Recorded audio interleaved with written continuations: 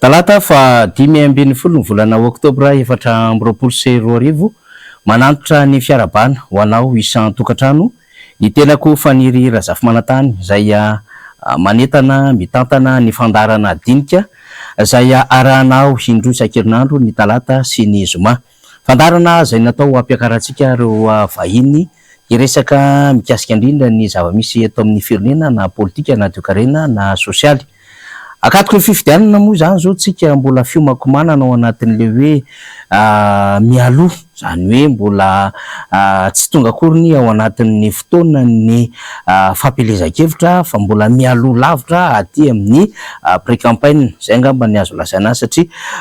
ray volana eo zany sisa andrasana raha ho an'ny fanisan'andro amin'ny 7 ny volana Novambra moa no misokatra ny fampelezan-kevitra amin'ny fifidianana kominaly. Isika androany fa 5 ny volana Oktobra dia efa samy miomakomana avokoa ireo kandida ben'ny tanàna amin'ny sehatra rehetra izay misy azy. Izany indrindra no antony nampiakarana ny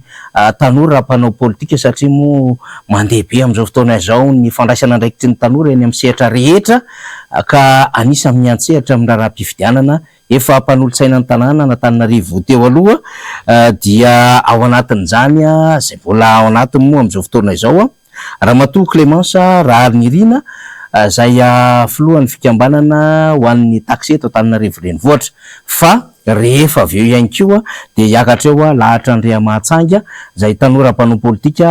ary azo lazaina fa mpaneho hevitra ihany koa amin'ireo trangan-javatra misy eto amin'ny firenena. Mpandraraha manampahaizana momba ny asa vaventy izy menada ireo samy mpanolotsaina avokoa ao anatin'ny lisitra larina faha-efatra eto Antananarivo renivohitra miaraka amin'ny Tojo Ravalomanana. Eny ary Clémence Raharnirina, miarabanao avy hatrany. Mirabanao namana Faniry Razafimanantany, miraban'ny teknisiana miaraka amintsika, miraba ihany koa mpanaraka sy tapaka ny MBS sy ny mpanaraka ny fandaraka na dinika eto amin'ny MBS. Dia ataoko hoe tany amin'ny volana latsaka tany ianao nampiakarina teto amin'ny fandarantsika tamin'izay fotoana andray ary nanazavy ianao ny antony hiarahanao amin'ny lisitra Ravalomanana tamin'izany fotoana andrany. Teo anelanelan'izay moa zany nisan'le karazana sakatsakana maro be. Izao zany efa azo lazaina fa ofisialy ny lisitra ho an'ny fifidianana kominaly, tsy afaka nirotsaka noho ny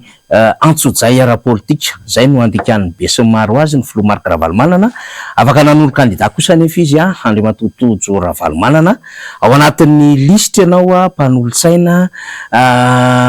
ho an'ny Clémence manokana. Nahafapo anao ve ny safidy rehefa tsy nanao ny filoha Marc Ravalomanana dia Andriamatoa Tojo Ravalomanana no kandida ben'ny tanàna izay ao anatin'ny lisitra tiako Madagasikara iarahanao amin'izao fotoana izao.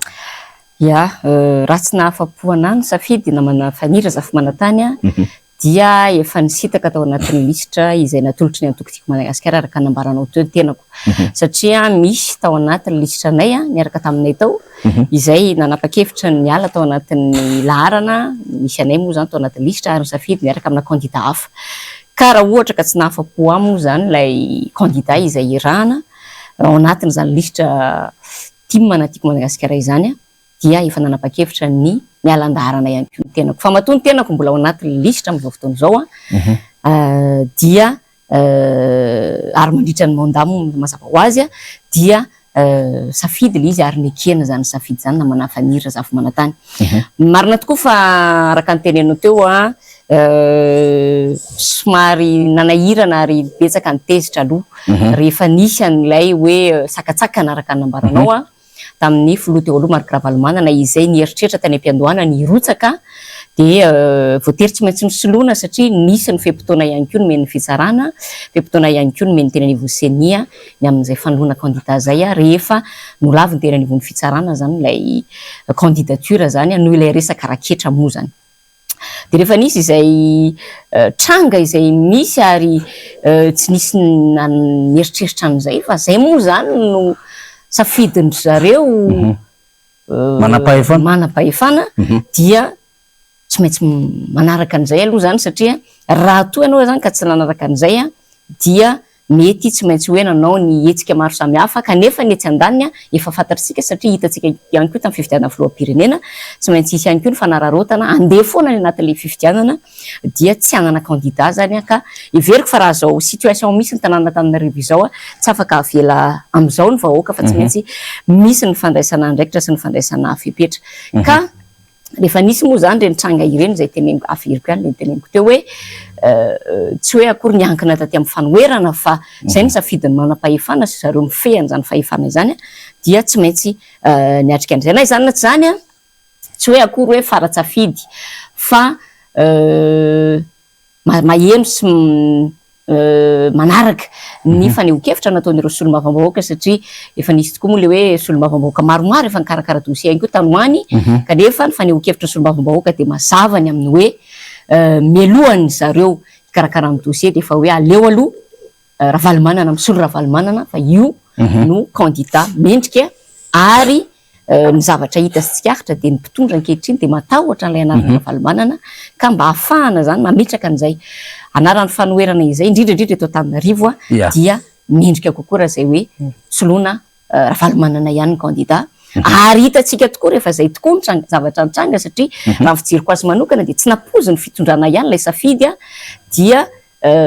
hitatsika taratra zany amin'ireo compte fako amin'ireo fanehoan-kevitra maro samihafa sy ny fatahorana dia hitatsika zany fa hoe tsy diso mihitsy ilay safidy hoe rehefa tsy navelan'ny rotsaka président Ravalomanana dia tojo Ravalomanana izay zanany ary efa niomana ho an'izany andraikitra hitondra tanàna ary efa mahafeno ny fepetra amin'ny lafiny rehetra amin'izany hoe ara-pitantanana izany no soloina teo amin'ny toerana.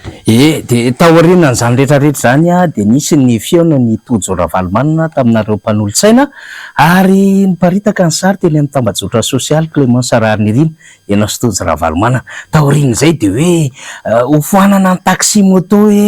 ary hoesorina mivarotra amoron-dalana ny compte fako moa zany ny fitondram-panjakana moa zany ho an'le tena mpanohana an'izy ireo zany ny tena hoe miasa mafy mihitsy any ambadimbadika any satria hita amin'ny fanehoan-kevitra zany fa tsy hoe tsika akory ny te hanosy-potakolona zany amin'ilay endrim-panenjehana dia ny amin'ny hoe endrim-pandrangitana samihafa fa ho anao manokana mba te azo ny version officielle avy any amin'ny Clémence Sarary Nirina efa nisy ady hevitra momba an'izany tokoa ve sady hoe fivoizana amin'ny endrika fanaratsiana na fanenjehana anao izay miaraka amin'ny tojo Ravalomanana amin'izao fotoana izao le raharaha resako angambany aloha ny mety hoe programme hatreto aloha mbola tsy nisy ny zavatra ofisialy nivoaka zay aloha angambany aloha tsara tsy pihana ary rehefa tonga ny fotoana everiko fampahafantarany candidat an'izay dia tsy ho diso anjara amin'izany ny mpisehatra ao anatin'ny hainao manjery sy ny fampitana vaovao mikasika an'izay fampahalalana ny programme izay itenenako amin'izay hoe ny antony itenenako an'izay dia hoe diso be ary fanelezana vaovao tsy marina ny filazana fa efa ao anaty eritreritra ny nambaranao teo hoe fanafoanana ny taxi moto, fanafoanana mivarotra amoron-dalana sy ny sisa rehefa tsy misy aloha ny zavatra mbola ofisialy navoaka sy fampahafantarana ofisialy ataoko angamba fa tsy tokony hisy aloha ny famoahana vaovao tahaka izany satria manjary manakorotana saim-bahoaka zay mihitsy moa le tanjony zareo araka ny tenenao teo hoe mandrangitra ry zareo manoloanan'izay zay le tanjona tikiaviany ao anatin'le izy fa everiko fa tsy mendrika ary tsy sahaza ny fanaovana politika ny fanelezana vaovao tahaka ireny fa tsara tsy pihana ihany aloha mikasika an'izay tranga izay namana fanira zafy manantany efa andresahako ihany izy ity tamin'ny vahiny teto aminao dia hoy aho hoe efa fomba fanao ny pomban'ny fitondrana ny volomboasary zany ataoko angamba fa tsy vahiny amin'izany tsika ny amin'ny hoe isaky niatrika fifidianana hitatsika tao amin'ny fifidianana filoham-pirenena dia nampiasaina ireo mpivarotra amoron-dalana tamin'izany nampalaza ny ty resaka prix scolaire ity ngamba mahatsiaro sy matadidy an'izany ny mpanara-baovao ampiasaina zany ny andeha ataontsika hoe ararotina nga ny fahalemen'ny olona sasany entina andranitana dia io resaka mpivarotra amoron-dalana io foana moa zany sy io resaka taxi moto io ny resahana dia ampatsiahy fotsiny zany tantara zany ny amin'ny hoe tadiditsika tsara angamba ny teo amin'ny pavillon teo dia nampiasaina le mpivarotra amoron-dalana ilay hoe azasiana miditra tia Analakely reo mpanao fihetsiketsehan'ireo sy ny sisa dia avy dia tonga dia nanakana nanao taimbava nanao vava nanao ohatr'izany zany le zavatra tiandry zareo eviana ary mino fa tiandry zareo mbola réitérena na ho averina amin'izao fotoana izao noho ilay tahotra satria zareo miteny hoe fitiavana lehibe indrindra fa rehefa tarafina amin'izao zava-misy zao dia nitahotra ny tena lehibe indrindra namana fanira za fomanantany dia toy izay koa le resaka taxi moto hitantsika ihany koa tany amin'ny fivitiavana filoham-pirenena reo no apahany tamin'ireo no nampiasaina nentina nanakanana ny hetsika fotsy raha sarotsika tsara tery lalam-baovao dia efa ampiasaina amin'izay resaka ambadika anaovana ambadika politika atao fitaovana politika foana zany ilay olona izay aloha tsy pihana fa tsy nanao an'izany asa izany raha tsy mipitehana ny fivelomany aloha tsy orina zay namana fanira zany mandrany dikan'izay ny ao ambadika zany zavatra zany aloha dia tsy fahaiza mitantam-pitondra na tonga ny olona tsy anasa ka lasa natonga ny olona lasa namoromorona asa tety sy teroa dia rehefa avy eo le olona indray ampiasaina amin'ny resaka politika zany anaovana ambadika politika sy fitaovana politika ao anatin'izy ka everiko fa tsy mendrika amina mpitondra ny zavatra tahaka zany ary tsy mendrika ho an'ny tanànantsika ihany koa zany tranga izany ka amafisiko ilay teniko teo hoe tsy mbola misy aloha ny ofisialy ary na tsy misy ary aloha ny ofisialy tiako resahana dia hoe tsy adala akory ny candidat larana faefatra fa hitantsika zao tamin'ny fidinana teny amin'ny boriboritany fahenina omaly izy dia à l'écoute mialatsiny amin'ilay teny frantsay mihaino izy ary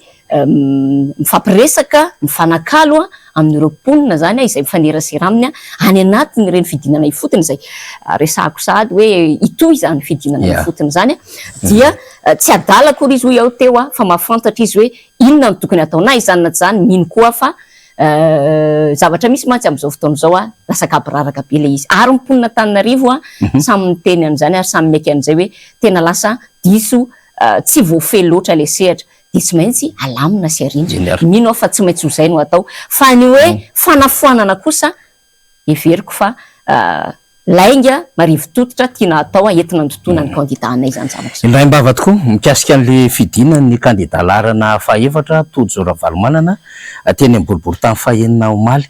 iny zany ny azo lazaina hoe fisehoana ara-politika voalohany taoriana ny maha-ofisialy ny candidature-nareo lisitra tiako Madagasikara eto Antananarivo renivohitra Clémence Raharnirina ianao teny amin'ny lalaladiny hitany rehetra zany tena ataoko hoe Indray-mbava minitra vitsy fotsiny raha azonao tenenina hoe manahoana mifandraisana zany mponina Antananarivo mbola ny teny amin'ny 6e arrondissement ny fandalovany Tojo Ravalomanana zay hitantsika amin'ny sary moa zany namana fanira za fomanantany ary tsy mandainy any sary nalefanareo teto amin'ny MDS ny akony fidinana ifotiny zay nataonay niaraka tamin'ny candidat Tojo Ravalomanana candidat larana faefatra omaly teny boriboritany fahenina hitantsika tao anatiny ireny fanehonan-tsary reny fa tena tian'ny olona izy ary akafizin'ny olona ilay araka nefa nyteneniko teo hoe ilay fifampikasoana ilay tsy fiavina vonana ilay firesahana ilay tsy fisian'ny elanelana entre anazy sy ny olona tena ankasitrany vahoaka ary misy mahatsara azy ihany koa ngambany amin'ny lafindray satria teny ny olona rehetra aloha raha hitanay hoe tena zany ny atsika sady candidat bogosy ny tanora zay mantsy no isan'ny nanasoketana ny candidat teo aloha lazaina fa hoe any ianareo ny candidat nareo efa nahazo taona sy ny sisa dia io ary izy safidina mitraka tanora ary tsy iza fa zanany dia hitako hitanay fa nankasitrany mponina zany ilay safidy aloha ary ao anatin'ilay fifampiresana sy fampikasoana mivantana dia hita hoe ary taoko efa manana traika efa amin'izay ngamba ny tenako namana fanira za fomanantany zany resaka propagande ny resahana fa hita be mihitsy le fahasamihafana hoe hafa mihitsy ilay candidat tsapa sy hitan'ny olona fa azo ifampiresahana azo ifanakalozana ary hitantsika tao anatin'ireny resaka sy ny sary omaly reny fa avy hatrany izy dia miaina satria misy zao hitantsika omaly mitaraina ny olona ny amin'ny tatatra mitaraina ny olona ny amin'ny tsy fandriam-pahalemana ny amin'ny délestage sy ny sisa dia azo izy ianao mantsy hoe raha tenenina tsotra sy fohy dia teneniko tsotra sy fohy hoe tonga dia tafarainy ty sy ny manina raha zay nazy ilazana azy tao anatin'izay fidinana ifotony omaly zay aloha ary mbola itoy zay fa tsy tokony kivy na alahelo ny any amboriboritany hafa fa mbola tsy maintsy voatsidika avokoa ao anatin'izany fanatanterahana pré-campagne zany amarantsika ny fivahiniananao satria mbola andray an'ny lahatra Andriamantsanga isika Clémence Raharnirina ianao moa zany anisan'ireo tena hoe azo lazaina fa tena handray anjara mavitsika mihitsy ao anatin'ny fampandaniana rehefa tonga ny fotoana ny tojo ravalomanana ao anatin'ny lista rahateo ianao, lista mpanolotsaina zany na izany naty zany efa hiverina fa tokony efa hanolotra ny hafatra ianao ho an'ny mponina Antananarivo izay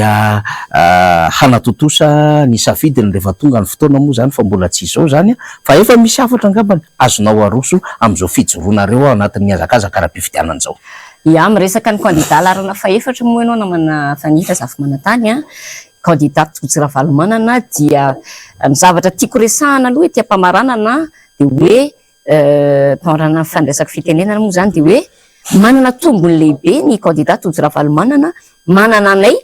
ianao moa tsy tena hoe nao anatin'ny lista fa tsy mitena korery fa manana anay mpanolotsaina efa teo aloha izay mahafantatra tsara n'izany hoe ato volan'ny commune urbaine Antananarivo izany ao anatin'izany hazakazaka hiatrehana ny fifidianana ho ben'ny tanàna Antananarivo izany ary tombony lehibe raha oharina amin'ireo candidat izay mpifaninana namana Fanira Zafimanantany satria marina tokoa fa misy amin'ireo candidat manana ihany koa mpanolotsaina efa teo aloha kanefa araka ny teneniko teo tsy adala ny mponina Antananarivo mahafantatra hoe iza nanao inona ho an'Antananarivo ary iza ireo napriska sy nijery fotsiny sy nandanindany fahatany an'izay mety ho fanapa-kevitra androraisina raha resantsika teo ny resaka hetra sy ny sisa tao anatin'izany fotoana mandahana izany ka manana tombony lehibe ho iaho teo le candidat larana faefatra tojo ravalomanana manana anay mpanolotsaina olom-boafidy teo aloha zany atao anatin'ny tanàna Antananarivo. Hoy ianao hoe inona ny hafatra dia tsotra ho an'ny mponina Antananarivo voalohany indrindra tongava mifidy efao ny adiditsika, tongava mifidy amin'ny 21 ny volana Desambra ary mialohan'izay jereo ny anaranao any anaty listim-pifidianana, raha tsy ao anaty listim-pifidianana ny anaranao dia araka ny fampahafantarana efa mandeha amin'izao fotoana izao dia hoe mbola afaka misoratra ao anaty listim-pifidianana fa mila maka ilay atao hoe ordonnance ahafahana misoratra ao anaty listim-pifidianana fa tsy ahafahana mifidy dikan'izay mila mandray andraikitra isika rehetra satria dia miankina amintsika rehetra ny hoaviny ty Antananarivo ity mba tsy ary eto dia tena miteny mampanolo-tsaina teo aloha hoe mba tsy rehefa tonga indray ny manaraka dia menimenina indray isika hoe tena tsy nampoizina fa kay ohatr'izao lay zavatra mitranga zay tsisy mieno satria moa tsy zany foana ny namana Fanira Zafimanantany ny zavatra hitanay mpanolo-tsaina mitaraina ny mponina zao mitaraina ny mponina eny Andravoahangy brokatera Andravoahangy satria hoe takina amin'izareo vola be tsy toka tsoforoana dia mba mangataka famindrapory zareo dia tonga dia valy teny boribory valy teny bontana ho atao ny mpitantana teo aloha ka zay ny tiako tenenina hoe mila zany ny mponina Antananarivo mijery hoe iza ilay candidat afaka ifampiresahana sy afaka mamany olany ao anatin'izao fiatrehana ny fifidianana izao fa naizana zany hoe ao teo hoe tsy maintsy misoratra ao anaty lisitra aloha ary indrindrindrindra tsy maintsy mamita ny adidy tonga mifidy ary mbola misy toyany manara-masy ihany koa ny latsabato mandra-pahatonga ny fanaterana ny vokatra eny anivony ireo ratsy mangaika an'izay satria fantatritsika tsara tsy afenina zany namana Fanira Zafimanantany tsy hipetrapetraka amin'izao ireo rafitra maro samihafa sy ireo ndeha ataontsika hoe ireo mieritreritra azo Antananarivo amin'ny fomba maro samihafa fa tsy maintsy hijery izy hoe ahoana ny ataony araka ny teneniko teo mantsy hoe tsy mora amin'izareo ny anaiky an'izany hoe hamotsina Antananarivo dia mila ihany koa zany ny ireo izay makasitraka ireo izay manohana ireo rehetra izay makafy an'izany candidat larana faefatra izany mila miara-mientana maneho firaisan-kina ao anatin'izany fiarovana ny safidy sy ny fijerena ny sotra-pifidianana maro samihafa izay. Kasitraka anao Clémence. Mankasitraka indrindra namana Fanira dia mankasitraka ihany koa atsika mpanaraka tsy tapaka ny fandarana dinika.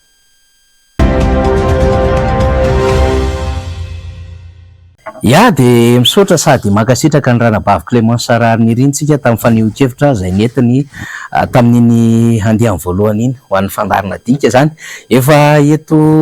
hanoloka eto ihany koa ilahatra Andriamantsanga ho an'ny mpikirakira ny tambajotra sosialy dia mahafantatra tsara n'izany lahatra Andriamantsanga zany amin'ny faneho-kevitra ary ho an'ireo mpanaraka amina fahitalavitra samihafa amin'ireo fandarana misy ady hevitra dia eo ihany koa izy miady hevitra matetika ary maneho hevitra rehefa misy ny raharaham-pirenena izay mafapana eto amin'ny firenena interview atao amin'ny mpanao gazety fa Amin'ity indray mitoraka ity dia anisan'ireo ao anatin'ny lisitra mpanolontsaina miaradia ny Tojo Ravalomanana ny tanora Lahatra Andriamatsaingy vatana avy hatrany atao amin'ny lahatra sika. Miarabanao aloha Lahatra. Ya, miaraba ny faniry miaraba ny teknisianina dia miaraba ihany koa ny mpijery ny fandarana dinika amin'ity alina ity. Inona no nahatonga ny Lahatra Andriamatsaingy ho niazakazaka amin'izay hiditra ao anatin'ny lisitra mpanolontsaina ary tonga dia Antananarivo renivohitra no handraisana andraikitra ao anatin'izay hoe raharaham-pirenena raharaham-pifidianana izay. Araka voalaza ny faniry teo ngamba ny fotoana izao aloha ilazana hoe efa tsika tanora amin'izay no tokony handray andraikitra eto amin'ny firenena, tsy zoviana amintsika ihany koa ny andraikitra raisin'ny faniry eto amin'ny firenena. Isika ao anatin'ny mahatanora antsika zany dia tokony hanana fotoana amin'izay ahafahana mamadika an'ireo laha toko hoe eritreritra sy zavatra rehetra izay voalazanao teo mba ao anatin'ny asa amin'izay zany. Ka le hoe milatsaka ho candidat anatin'ny CM eto Antananarivo renivohitra hitako hoe ao anatin'ny lojika politika ilay izy satria raha antsika mahita tanora avokoa ny ankabeazany ihany koa ao anatin'ireo sehatra politika amin'izao fotoana satria ireo ataoko hoe efa lehibe tao anatin'izany politika zany efa hitantsika zany zavatra nisy sy zavatra nitranga. Ka ankehitriny efa tonga ihany koa ilay fotoana satria efa ela koa ny antsonany aiza daholo le relève fa do tsisy relève ny atoko politika raha resaksika hoe ny atoko tiako Madagasikara dia tonga ilay fotoana zany ahafahana mandray andraikitra ary raha mahita moa zava-nisy teo aloha ihany koa raha tao amin'ny commune urbaine Antananarivo no resahana nisy foana ny filazana fa ny ao anatin'ny antoko misy atsika amin'izao fotoana izao dia anisany hoe nisy zavatra tsy tena zava loatra tao amin'ny resaka fandaniana zavatra maro samihafa tao amin'ny commune, tao amin'ny conseil municipal zany ka anisany hoe fotoana zany amin'izao zany afaka entina nitsiana izay zavatra izay ary ijoroana hoe izy ateo amin'ny fanaovana politika izay atao hoe ao anatin'ny viana iarahana dia ny hoe fanovana mba hiteraka fanantenana ao anatin'izy mazava ho azy ho an'ny mponina Antananarivo renivohitra moa zany satria raha voalazanao teo Antananarivo koa ny tena no mipetraka mahita an'izy ary ao anatin'ny sehatra esamin'ny tena koa ny ankabeazan'ilay zavatra mitranga izay tsy mandeha amin'izay loaniny dia izay no anisany hoe alao tondra hevitra ary tonga ny fotoana ahafahana mandray andraikitra amin'izay tandrify misy azy amin'izao fotoana. Ya, na izany na zany Lahatra fanovana miteraka fanantenana hoy ianao teo zany ianao zany tena ratsoroka ilay izy dia hoe tena resy lahatra tanteraka amin'ny candidat laharana fahaefatra. Misy candidat milaza ihany hoe zay ny tena hanao zavatra, zay ny tena tsy tsabatsabaka intsony amin'ilay adina olona, zay ny tena manana viana enjana be ary ny sasany ary rehefa tonga lavitra be mihitsy ny amin'ilay hoe tena resaka jiro fanazavana amin'ny isan-tokantrano, mijery lalana mihitsy ary ny sasany amin'izao fotoana izao efa miaraka amin'ny satroka sy ny rehetra mitsikilokilo lalana amin'ny andro alina. Fa ianao Lahatra Andriamatsaingy mpamakafaka mpandinika ny raharaham-pirenena, inona no heverinao fa tombony any Tojo Ravalomanana ka nanarahanao ao anatin'izany lisitra Tojo Ravalomanana zany amin'ireo candidat reo? Ya, efa tsy resatsika tsy moa ny antony rehetra izay nahatonga an'ilay hoe Tojo Ravalomanana raha mahita ilay izy. Fa ny voalohany aloha anatin'izay aloha izay ilay resahana teo tanora. Efa mahita zany izahay fa efa tokony fotoanan'ny tanora amin'izay amin'izao fotoana izao. Resahako hoe tanora zany izay rehefa tokony andraikitra daholo amin'ny ankapobeny amin'ny sehatra misy azy tsirairay avy. Amin'ny sehatra misy ahy moa no resahako dia resahantsika ilay izy. Miresaka ianao resahanao teo lalana, jiro, maro isan-karazany. Ny fahitako azy dia ny any amin'ny candidat Tojo Ravalomanana, hitako izy zany ao anatin'ilay izy hoe afaka mitondra ary mbola ataoko anaty fonoteny olom-baovao mbola azo atoro tsara ao anatin'ilay fanaovan-draharaha raha miresaka ny ohatra ny Antananarivo renivohitra tsika. Miresaka ianao teo foto-drafitr'asa maro isan-karazany marina tokoa izay. Fa fotsiny ny tiako apetraka dia ny hoe misy kosa nefa ireo izay ataoko hoe andraikitry ny commune dia misy ireo andraikitry ny gouvernement ataoko hoe ny fohy be zany. Tokony tsy ho voasarika ao anatin'izay le firesahana izay zany isika vahoaka Antananarivo ny tiako tenena satria ny antony ilazako an'izay izay no anisan'ny nahavoty eto hatramin'izay mieritreritra sy manao viana izay tsy ao anatin'ny ho vitan'ilay olona. Io manko le mahatonga anahy amin'ny resaka le teny teo hoe fanovana satria rehefa misaka fanovana mila hoe manova rafitra aloha dia avy eo manova le fomba fiasa ihany koa ary le fomba fiasa izay le tiako resahana mihitsy ary izay no anisan'ny hoentinay ataoko hoe inay satria maro izay tanora ao anatin'ny candidat ao anatin'ny mpanolontsaina mpanolontsaina eto Antananarivo renivohitra ary voalaza teo ihany koa misy ireo efa mpanolontsaina teo aloha ary misy ireo tena hoe vaovao mihitsy hitondra hevitra vaovao sy fomba fiasa vaovao ary izay mahatonga an'le viana hoe fanovana. Le fanovana zany tena misy zavatra ho amboarina sy misy zavatra inona no ilazako an'izany tsy mitovy amin'ny teo aloha intsony satria raha hitantsika ny kabarin'ny Tojo Ravalomanana tamin'ny asabotsy lasa teo dia ny hoe efa miatraika amin'ny taolana tokoa ilay zavatra mitranga eto Antananarivo. Fa tsy resakitsika ny lalana, resakitsika ny resaka foto-drafitrasana tsena, tsy fahampindrano isan-karazany moa zany ao anatin'izay ihany koa. Fa le viana hoentina zany dia izay le hoe misy zavatra vaovao hoentina ireo ekipa vaovao izay ho avy ary anisan'ny fandresendahatra ao anatin'izay zany le fisiana tanora marobe satria araka ny tenenina teo tanora ihany koa no mitarika azy dia izay no anisan'ny hoe ataoko hoe nahatonga an'izay le fanapahan-kevitra zay satria mbola ao anatin'ny azo atao ny hoe manoro tsara an'ilay viana sy zavatra tokony hoentina izay ataoko hoe iarahana mahatanora mazava ho azy moa zany. Ya, miresaka n'le zava-misy eto Antananarivo ianao misy miazakazaka efa napetraka tany Clémence Rarinirina ilay izy teo ny amin'ny hoe misy miazakazaka manao foto-drafitrasa amin'izao fotoana izao zany mba asa ve hameno ilay zavatra tsy vita teo aloha sy mba ahafahana manao mpimaso mpifidy atsoatsy fa na izany na tsy izany lahatra Andriamantsanga raha mahazo ny fankatoavany vahoaka rehefa tonga ny fotoana ny kandidalarana fahaefatra afaka mampanantena ve nareo fa tsy mitovy amin'ny fomba fiasan'ny reto izay azo heverina fa tena hoe mpiaradia amin'ny fitondram-panjakana nanana moyen na resaka moyen materiel na resaka financier na resaka état mihitsy ny amin'ny décision rehetrarehetra fa rehefa tonga eo ve zany nareo afaka mampanantena fa tena ahavita hanarina ny Antananarivo ity satria izay raha teo nisy fotoana Filomarika Ravalomanana ny teny hoe fanarenana ny Antananarivo renivohitra. Mbola ao anatiny tokoa aloha le fanarenana Antananarivo renivohitra le voalaza teo tena ao anatin'ny fahampotehana izy amin'izao fotoana izao raha miresaka foto-drafitrasa zavatra maro sika. Le izay koa no isany hitako hoe tokony atao anatin'le fanovana. Le mampanantena zavatra tsy ho vita. Ka zahay zany eto za zany afaka miteny an'le izy hoe afaka hitondra sy hiteny an'le zavatra azo tanterahana ho an'ny tanàna Antananarivo. Araka lazaiko teo sy lazainao teo misy manao fihetsiketsehana maro isan-karazany any izay hita ihany hoe tsy ao anatin'ny inona ny lazako an'izany ao anatin'ny tena andraikitsy ny commune ilay izy fa tena efa andraikitra araka ny antenao efa mivelatra be efa mety misy national ary ny sasany fa tsy resaka zao tsika ohatra no resahana zao amin'izao fotoana resaka hoe barea isan-karazany ny commune urbaine Antananarivo ka manana klebana foty zay zany ny tokony ho resahantsika aloha zany amin'izao fotoana izao aloha fa tsy resaka ny zavatra national raha miresaka ny candidat eto Antananarivo renivohitra ny resahako karazany le resahako zany zay ary mahatonga anao miteny an'le hoe ho tanterahana tokoa ve zany vita zany satria ny antony ilazako an'izany dia tsotra efa nanao ny teo aloha resahako ny antoko tiako Madagasikara tamin'izy fony nitondra teto Antananarivo renivohitra. Izy le nitondra Marika Ravalomanana ataoko hoe efa fantatry ny rehetra ny zavatra vitan'izany tamin'izany fotoana izany. Nanao ihany koa Madame Lalao Ravalomanana izay efa nanao ihany koa izay zavatra vitany hitantsika daholo koa ny zavatra tsy vita misy ny tsy vita noho ny antony maro samihafa araka ny lazainao teo hoe afaka hifanenana tokoa ve fa zay afaka mametraka ary afaka miteny hoe ny zavatra tokony ho tanterahana no entinay ho tanterahana ho Antananarivo renivohitra rehefa tany tokoa ka tonga izay le fotoana izay araka ny resahana. Ame ohatra iray fotsiny Antananarivo renivohitra nge zao raha anontaninao mponina Antananarivo renivohitra dia miverina foana le hoe tsy nila teleferika zany Antananarivo renivohitra fa naninona moa nisy manangana teleferika eto Antananarivo renivohitra zay ve ny tena lahara-pahamehana ao Antananarivo renivohitra zay afaka miteny ary ny olona rehetra afaka miteny fa tsy amin'ny valiny fa ny amin'ny manaraka zay le filazana amin'izay hoe ny amin'ny manaraka zany ny zavatra anton-javatra tahaka ireny zavatra mitranga tahaka ireny misy andraikitra ny tsirairay ary anisan'izany ao anatin'ny conseil municipal akoatra ny andraikitra marobe resahany amin'ny resaka hetra sy resaka zany fa ny zavatra azo tanterahana ihany no tokony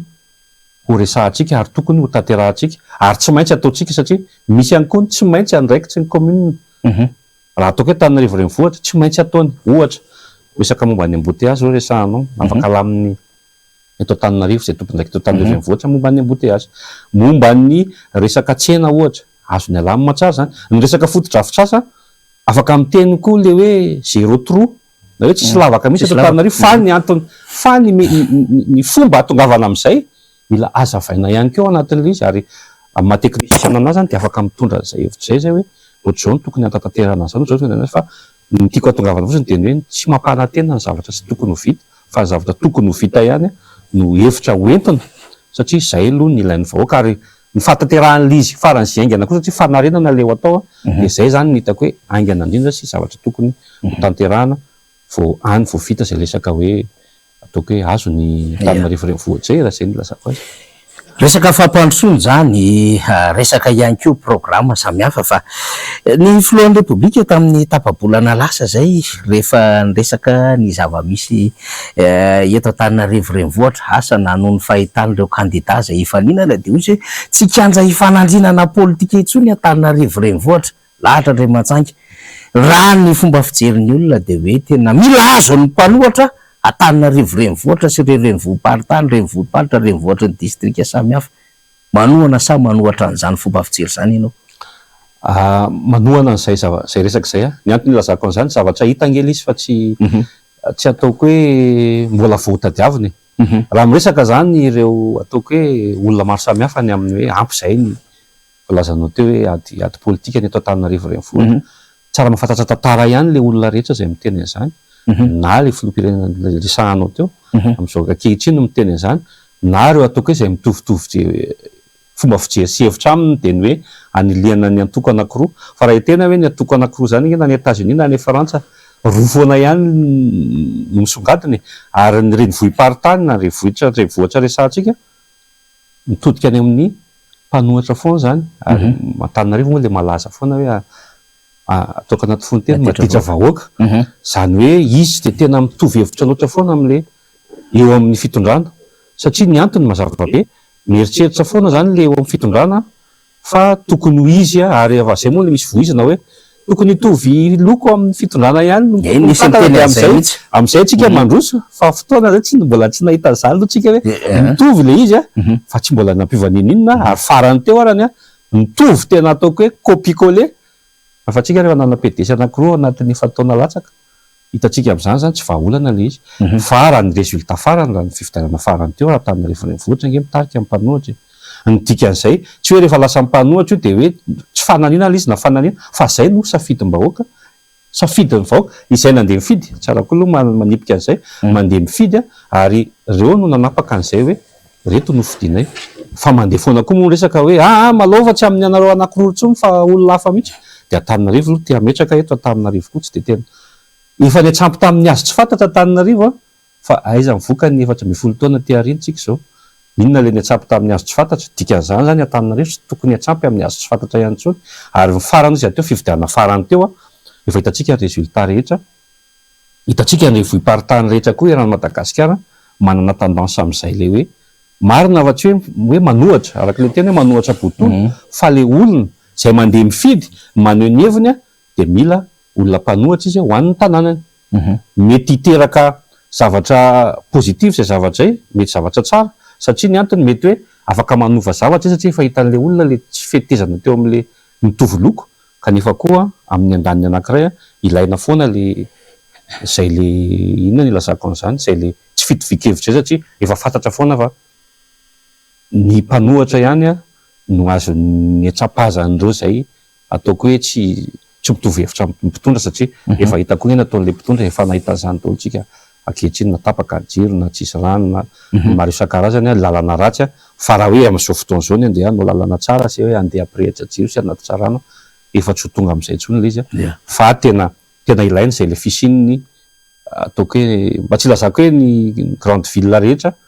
fifoazana satria any amin'ny renivohim-paritany inge no ahitaina taratra ny raha Madagasikara, tsy resaky tsika any amin'ireo le zay manana candidat tokana, fa raha hitantsika zany grande ville rehetra de misy hevitra mifanohatra foana anatin'le izy ary mahatsara zavatra zavatra. Misy feno voa amin'izao fotoana izao fanapahan-kevitra ny raisin'ny mpikarakara ny fifidianana de manokatra indray zany lisy mpifidianana de azo atao ny mampiditra ny anaran'ireo tsy tafiditra any anaty lisy mpifidianana amin'ny alalan'ny ordonnance. Raha nisy zavatra tena menomenona ny mpiatsehatra ara-pifidianana lahatra, ohatra zany zao tamin'ny présidentielle tsy matoky ny endriky ny fikarakarana ary tsy tokony nandray anjara tan'ilay fifidianana mihitsy no nandray anjara kanefa de nalalaka ny lalany teo anivon'ny ACC.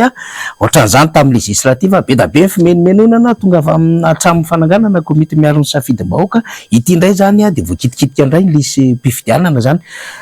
Ary raha tsaroantsika raha tamin'ny fifidianana solombavamboaka teo dia nisy sakoroka samihafa tamina boriboritany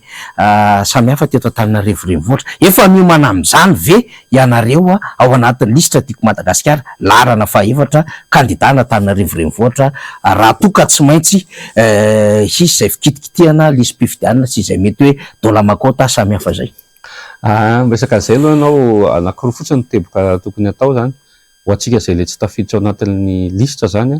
no isiny izay le resaka ordonnance zay. Ho antsika ampijery moa resahako eto dia avy eo le ordonnance koa tsy andeha entina mifidy misy procédure maro isan-karazany. Voalohany aloha zany resahanao teo hoe vonona ve? Ie, vonona amin'izany tokoa satria tsy voaingana ange isika no nandray anjara tamin'ny fifidianana fifidianana députation no farany teo iny mbola atao anatin'ny structure, mbola anatin'ny hafanana daholo koa ny rehetra. Zay no tonga hoe tsy lavitra ihany koa ny fifidianana communal tao anatin'izy mba ahafahana miomana amin'izay zavatra zay. Fa ny hafatra aloha zany mazava ary efa nilazaina, efa miomana daholo ny rehetra na mialoha na mandritra na aoriana ny fifidianana. Satria tsika efa nandray anjara ary efa nanapa-kevitra ny handray anjara ao anatin'le izy. Voalaza ny namana Clémence teo ny hoe tsy sarotra ny heritreritra hoe eto Antananarivo renivohitra dia tsy handray anjara na maloto na madio le fifidianana na misy makota araka ny lazainao tao na tsisy na hosokafana ny listim-pifidianana na tsy hosokafana Antananarivo renivohitra efa voalaza ny rehetra atao anatin'izay dia ny hoe mila alaina noho ny le izy efa manomboka rotika sy araka ny resahan'ny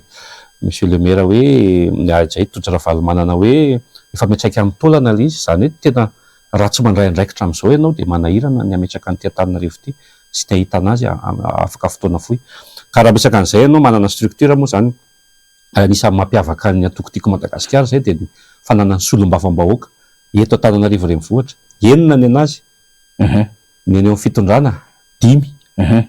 ray no ataontsika hoe ina filaza azy tsy miankina izay ahitantsika anazy fa tiako atongavana hoe structure rehetra efa mipetraka au niveau an'ny rehetra momba ny fifidianana eto Antananarivo renivohitra ity ary efa nazavaina sy noresahana avokoa ny ratra mangaika rehetra ao anatin'itiko Madagasikara dia ny amin'izay le hoe organisation nama aty aloha be aty amin'ny resaka fanaovana listy fifidianana na fijerevana ny lista isan-karazany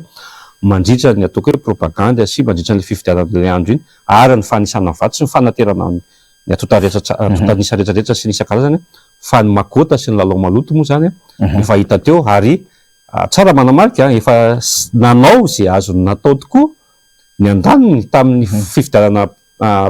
solombavambahoaka farany teo fa hitantsika ny resultat fa mbola anisan'ny voalohany ihany tsika midika zany avy hatrany fa efa ao anatin'ny vonony atao hoe vonona sy efa miomana amin'izany rehetra zany ny atokotiko Madagasikara. Eny ary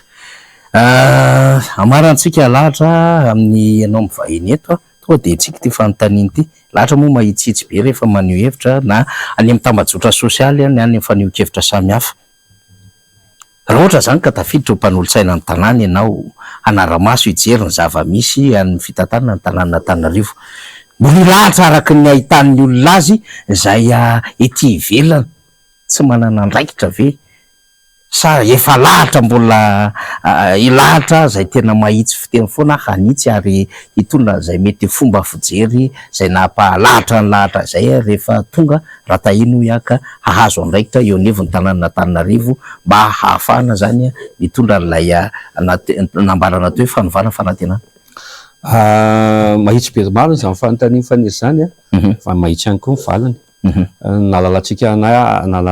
zany hatramin'izay dia efa nitenenina teo le izy ary araka ny lazaiko aloha ny andraikitrako amin'ny ankapobeny anaty resaka fototrafitrasa sy ny ataoko hoe tontolo ny fanabeazana any misy ana miezaka zany ao anatin'le izy ary tsy hiova amin'ny alalan'ny rehetra ihany koa araka lazaiko teo ny taloha no nisy an'ilay resaka hoe fiovana tsy manaraka ny any amin'ny tokony ho izy misy ny eritreretina no tanterahany sasany fa eto afaka mijoro eto afaka miteny zany fa le afantarantsika na hatramin'izay ihany raha tany ity ka lany soamantsara dia hidy ihany no entina anatanteraka andreo andraikitra zay efa hita sy tsapako fa tokony efa fotoana zao ahafahana manao an'izay zavatra zay ary efa toko hoe ao anatiny zany tsika zao miomana amin'izany rehetra zany fa mety tsy hitovy tokoa ny hoe manana fahefana sy tsy manana fahefana na kely io na lehibe fa mbadesaka zany hitazona an'izay zavatra zay rehefa any ka tonga zay fotoana zay dia faniriko ihany koa satria za mahitsy ihany koa dia isika rahalahy eto mino hafa samy ahitazona an'izany daholo rehefa tonga eo amin'izay toerana izay faniritsika hatramin'izay ary rarisoatsika rehetra ao anatin'izany mba ho totosoa amin'izay eritreretina ho atao indrindra moa zany ilay zay hoe fandraisana andraikitra eto amin'ny firenena izay ataoko mba fanombohana ihany zao mbola manitsabe mbola zay indrindra eny ary faranana mihitsy ny fandaharantsika zany misaotra anareo Menadafa mety manana hafatra ianao ho an'ny vahoakan'Antananarivo izay ahampitana ho an'izay efa nahita moa zany sy fanerasera tamin'ny tojo ravalomanana dia efa mety hananana tombony fa ho an'izay mbola tsy dia tena afaka mifanerasera taminy fa tsy maintsy fanerasera aminy satria hitety boribory tamy moa zany tojo ravalomanana ampahafantatra zany ny fahavononany hitatana an'Antananarivo miaraka amin'ireo mpanolosaina dia efa afaka mandroso sosikevitra afaka mandroso fanentanana ho an'ny vahoakan'Antananarivo ianao hoe tsy handiso fanantenana ny fanohananareo sy ny fiarahanareo miasa amin'izany kandida tojo ravalomanana laharana fahaefatra any eto Antananarivo renivohitra lahatra. Ya hitantsika moa zany omaly fa nanao fidinana voalohany koa ny kandida laharana fahaefatra tamin'ny boribory tamin'ny fahaenina hitantsika ny ataoko hoe inona vilazana zany fihainana voalohany tamin'ny mponina hitantsika teny fa tena ao anatiny ataoko hoe inona ny etiko ilazana an'izany tsy mihafahafa tsy haiko amin'ny fomba ilazako anazy tena ao anatin'ny vahoaka tokoa izy zany satria izay ny antony araka lazaiko teo ny anaovana ny descente voalohany zany tamin'ny omaly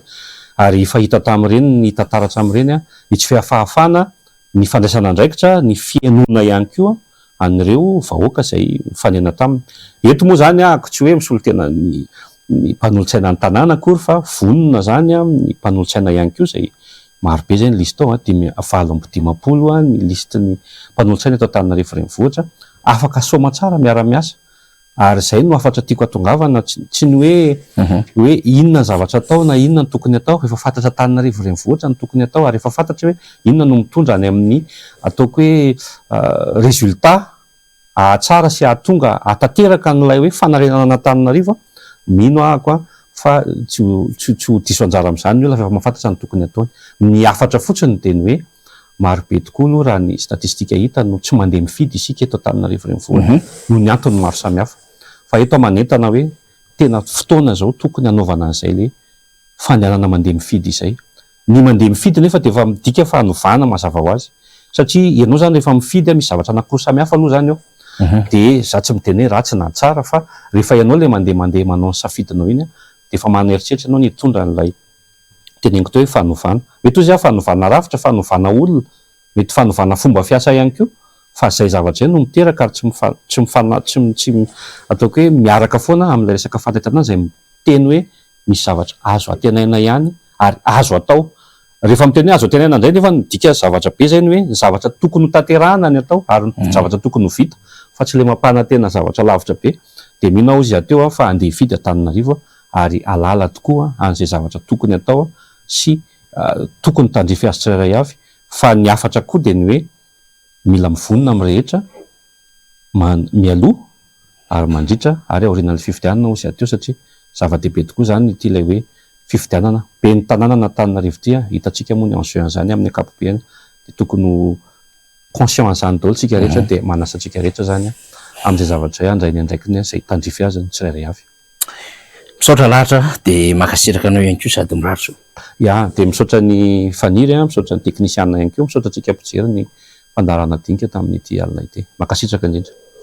Eny ary dia izay indray no dinika azo natao zany tamin'ity talata fa 5 volana oktobra ity nandraisantsika tanora mpanao politika mianadahy Clémence Rarinirina izay mpitarika ny fikambanana taxi eto Antananarivo renivohitra sady mpanolotsaina ny tanàna raty eo moa izy kandidaty izy ao anatin'ny lisitra tiako Madagasikara lahatra Andriamatsangy izay mpandraraha ihany koa misehatra amin'ny tontolo fanabeazana